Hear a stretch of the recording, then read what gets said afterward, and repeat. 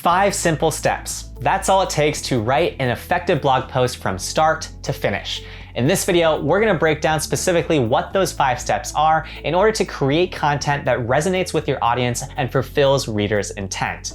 By following these steps, you'll make sure that you're creating content that is truly evergreen and stands out from your competition. As usual, check out these timestamps to help you navigate throughout this video, and let's go ahead and jump into these 5 steps. The first thing we want to do is get a pulse on things, or do your own research. Here, it's all about figuring out what's already been written about the topic that we are potentially interested in writing about. We want to figure out what's been written and where are the opportunities in terms of filling some content gaps. For example, in a recent video, we talked about how we might be a course creator that is selling their course to coffee shop owners and baristas that want to improve their sales and overall coffee businesses. From this example, one of the ideas that came up was the idea of teaching food pairings to baristas. That way you could potentially upsell more people in the coffee shop. So the very first thing we do if we were thinking about writing a blog post on this is going on to Google and searching for something along the lines of how to learn food pairings with coffee fast.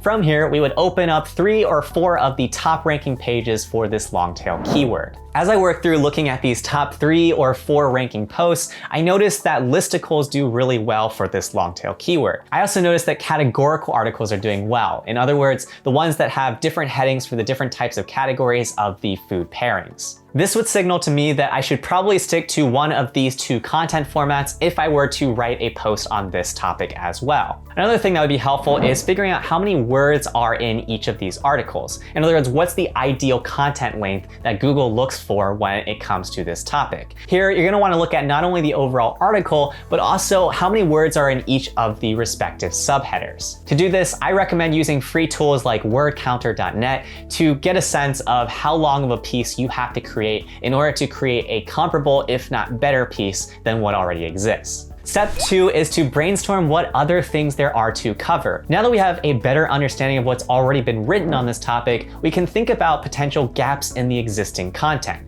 For example, looking through these top posts, I noticed that nobody really digs into food pairings for advanced or intermediate baristas. Everybody's focused on the core basics for beginners. So that would be a potential header that I could incorporate into my own content piece. I also noticed that all of these top posts talk about the good pairings, but they don't even talk about things like the pairings to avoid. And that would be a potentially really interesting piece that would offer a fresh perspective when it comes to a search around food pairings with coffee. Whatever the long tail keyword you're looking for is, there are always opportunities for you to fill in content gaps. It doesn't matter what niche there is, there's always a unique perspective and there's always some sort of additional value that you can be adding to content if you are going to be creating something new. What's really important though is that you actually add that incremental value and that you're not just respinning content that's already been created by others, just because that doesn't actually move anything forward and it doesn't help your content stand out from your competition. And at the end of the day, that's what you're trying to do. You're trying to stand out from your competition. That way you move up in those search rankings and you build that organic traffic. In the case where you're struggling to figure out what the potential content gaps are, a great way to learn more about your audience is to simply talk to them. Ask them questions about what they potentially would love to learn more about, or just other things that they generally search for, and they might be able to give you some insights that you could then incorporate into subheadings in a variety of different long form posts that you would create. Before we head into step number 3, if you're finding this video helpful, hit that like button below to help show it to more people like you. Also, if you're new here, I hope you'll consider subscribing for more content like this where I take you from zero to self-starter. The third step we're gonna take is we want to outline our post. This is where we want to start putting together our awesome sandwich. And when you think about what makes an epic sandwich, it's everything that's in the middle as well as the bread. So as you work your way through this is where you're going to draw in all of those brainstorming ideas that you worked out in step number 2. As you outline your different headers, ask yourself, is this header something that would make me want to read through what's in this section, or would I want to either skip this header or even worse, stop reading this article? If you find yourself with an uninteresting header, try to rework it from some other angle so that the reader is more likely to continue reading. So in our example of looking at those top posts for food pairings with coffee, we probably don't want to just have another listicle post or some other categorical breakdown of the different types of food that can be paired with coffee. 3 factors to always consider when pairing food with coffee: 7 food pairings with breakfast or morning coffee to have the perfect morning,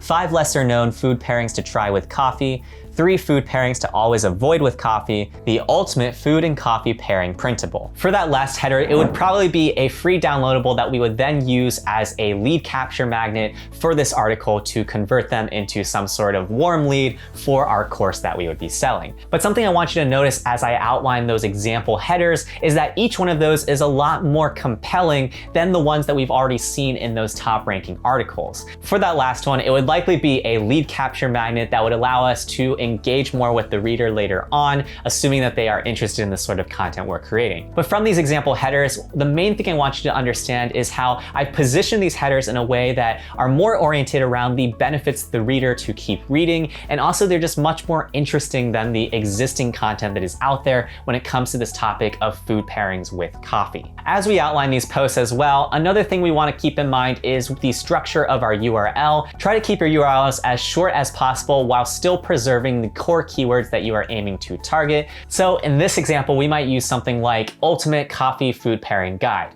That makes it super clear to Google what this page is about, while also making it a link that isn't way too long so that if somebody shares it, they don't get turned off just because of how long the link is. Our fourth step is all about the execution, and that is writing our post. As you start writing, I recommend that you use an online editor like a Grammarly or Hemingway app. These two are great programs that will just give you a better understanding of how readable your content is.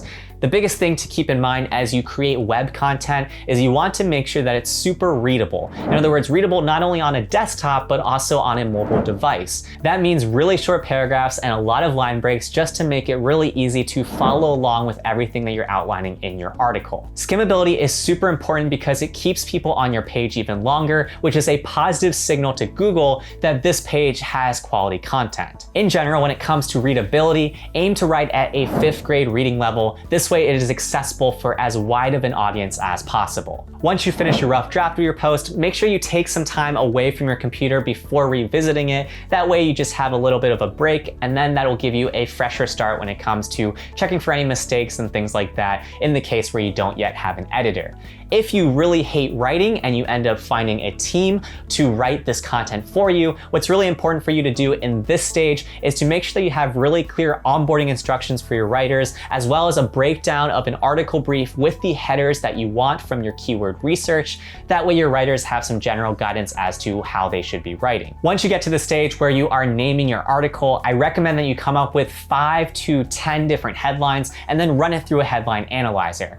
From my content marketing tools video, you know that I really like the one by Advanced Marketing Institute because it doesn't require you to do a login before using it. So by running your headlines through these analyzers, you'll get a better sense of how good your headline is when it comes to evoking different emotions and responses from readers. Once you have your core content as well as the title of your article, you want to think about different ways to make it more engaging. One way to do this might be to check out websites like Unsplash or Pexels for royalty-free images that you can use and embed into your article. The 5th step is to go ahead and share your post with the world. At this point, if your site is SEO optimized, the Google crawler will find it within a day or so. Sometimes it might take a little bit longer, but for the most part, if you're releasing regular content, it'll be quick to get indexed by Google. What this means though is that it might take some time for you to show up for organic ranking pages, and so in the meantime, you need to find ways to get eyeballs on the content you just created. To do this, you might want to use things like your existing customer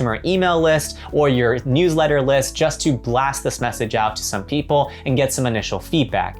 Or you might also find it helpful to check out some sub-communities like Reddit or Facebook groups in which you can find people that are in the target audience that you wrote the piece for. The key thing here is to really think about all the different people that might benefit from reading this post and share it with other people in their network that would also benefit from it. If you decide to share your post on communities like Reddit, be sure to be mindful of community guidelines. In most situations, it's much more likely to be well received if you were to just go ahead and paste the entirety of your content into a post and then have a link back to your site, as opposed to directly linking to your site when you share your post. Aside from just sharing it to your immediate list as well as some sub-communities, you might also find it helpful to check out what other websites or people have previously linked to the existing content that you referenced in step number 1. If you can identify the different sites that already shared this content in the past, then it's more than likely that their audiences would also benefit from this updated post that is much more in depth,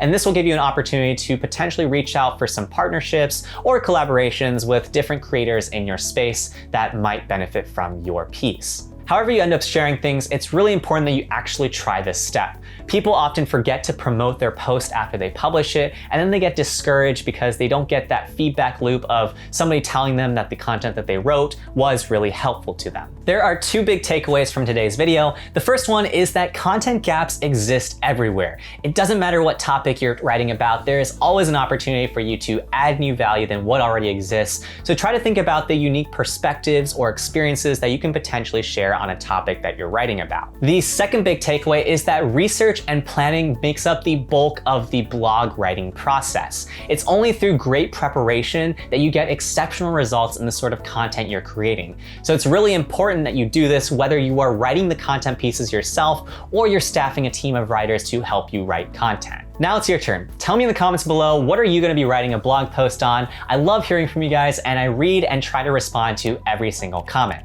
Also, if you found this video helpful, do me a favor and hit that like button below. And if you haven't already, consider subscribing and hitting that notification bell to get more content on digital marketing, entrepreneurship, and sales every single week. Lastly, if you're looking for more content marketing tips and tricks, be sure to check out my Jumpstart Kit in the link in the video description below. In my next video, I'm gonna be breaking down 7 questions you should ask yourself before you start a blog. While you wait for that though, check out these videos that YouTube thinks you might like.